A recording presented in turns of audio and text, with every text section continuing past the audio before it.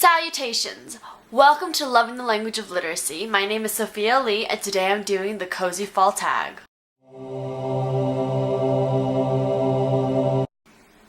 I was actually not tagged by anyone. This is obviously my second video on YouTube. I won't have been tagged for anything yet, but I thought everyone's going to be doing this. I might as well join in the fun. That's what I said in the introduction to Loving the Language of Literacy. I'm going to do every tag possible, and of course I'm going to do the fall tag because it's fall. Though, if you looked outside my window right now, you would not think so. It's around 95 degrees here in Southern California.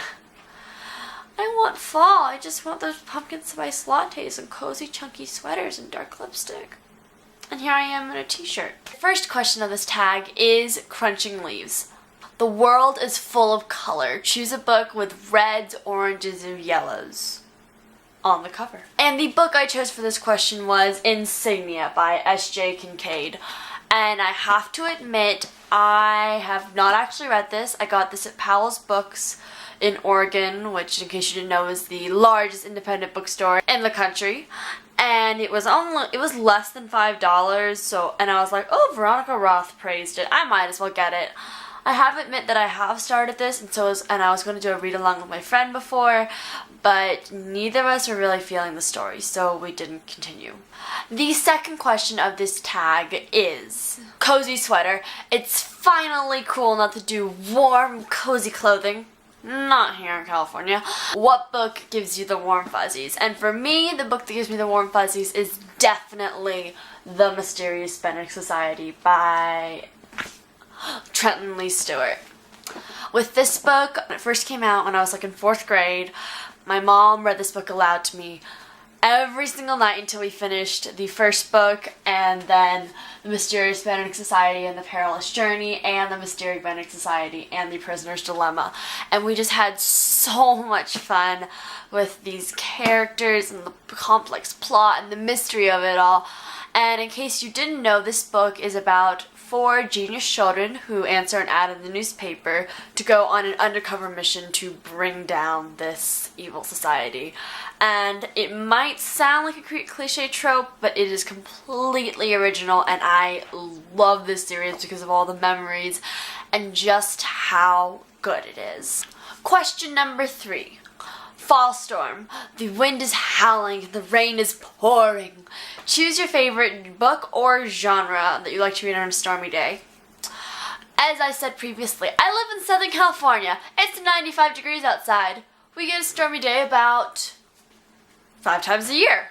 But on those stormy days, I would like nothing more than to just read a nice, fast-paced thriller, curled up on my couch with a cup of tea, and just read.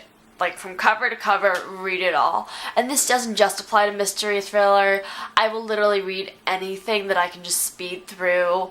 Can it be fantasy, dystopian, contemporary even? And my dream, because we don't have storms in California, but my dream is to just sit there, read, and have a great time. The fourth question is cool, crisp air. What's the coolest character you want to trade places with? Now, I might be a bit biased because this is my favorite dystopian series of all time, basically, that does not have a completely crappy situation.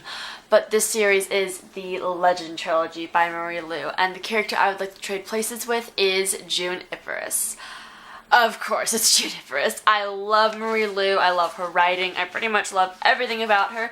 And as you can see, my copy is signed. The gist of the matter is June is this amazing, strong, kick-ass, intelligent, agile character who seems to know what to do in every situation. She's a completely analytical thinker.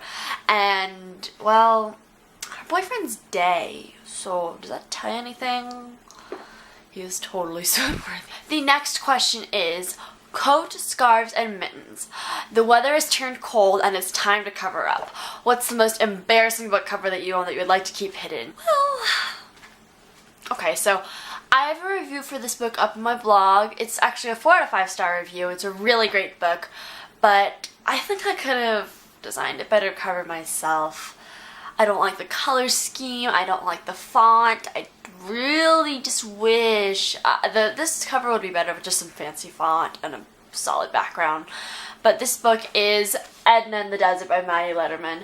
This is a from a small publishing house in Texas, I believe, and it's a great, heartwarming story about this 13-year-old girl who begrudgingly has to go to Texas for the summer to live with her grandparents because she's kind of on probation from being a bad kid in Beverly Hills. So of course this complete environment change and totally different, and lots of chaos ensue. Hot Apple Cider. What underhyped book do you want to see become the next biggest, hottest thing? Of course, every book that I love that isn't already big and hot, I would like it to become huge. But the most recent book I have read that I feel this way about is Lies We Tell Ourselves by Robin Talley. And this book just came out. It was just published on the 30th of September from Harlequintine. Go pick up your copy right now. And I loved this book. I gave it a 5 out of 5 stars. I'm doing an interview and giveaway on my blog for a finished copy. If I haven't already published that post, I will edit the doobly-doo later, but if I have, then it'll be in the doobly-doo. But basically, this book was extremely thought-provoking and just a wild ride. It's about these two girls, Sarah Dunbar and Linda Hairston, and one of them is white and one of them is black, and it's set in 1959 in Virginia, and they are in the midst of the integration movement, and the two of them fall in love, which talking to a black person at that time was taboo, and falling in love with one is a completely different story. I would just love to see readers embrace this extremely daring premise, and I would love to see it become big. Pumpkin spice. What's your favorite fall time comfort foods / food self? Well, for me, I love food and things that are kind of independent to fall. Of course, pumpkin spice lattes, you cannot forget that. I also, well, because fall actually goes into December, I will count peppermint lattes and peppermint hot chocolate. Oh my gosh, that sounds so good right now, even though it's 95 degrees outside. But I also highly enjoy all the Thanksgiving kinds of foods, like turkey and gravy and mashed potatoes. I know I said gravy by itself, and my godmother makes gravy that deserves a category of its own. And I also am in love with pumpkin pie. I love pumpkin pie. It is just the bomb. I hate pies actually in general, except for pumpkin. So those are basically the gist of my fall kinds of foods. But some comfort foods that I eat at this time or any time are usually white shell mac and cheese from Trader Joe's. You cook it for like 10 minutes on the stove, it's done, it tastes delicious, and I love it. I also love eating egg drop soup, which I make myself with chicken broth from Trader Joe's as well, with some jasmine rice and just dropping in some eggs in it. That's what it's called, egg drop soup, and it just fills me with all these warm fuzzies, and it's so good, and I grew up eating it as a child.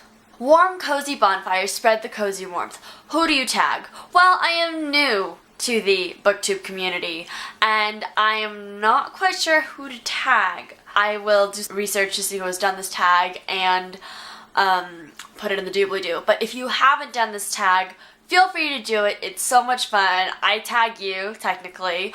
And thank you so much for watching. I'll see you in another video really soon. Keep calm and fangirl on. Goodbye! And the first question, no. Right? That's what it is. Pumpkin spice. What's your favorite? The world is full of cover story in this whole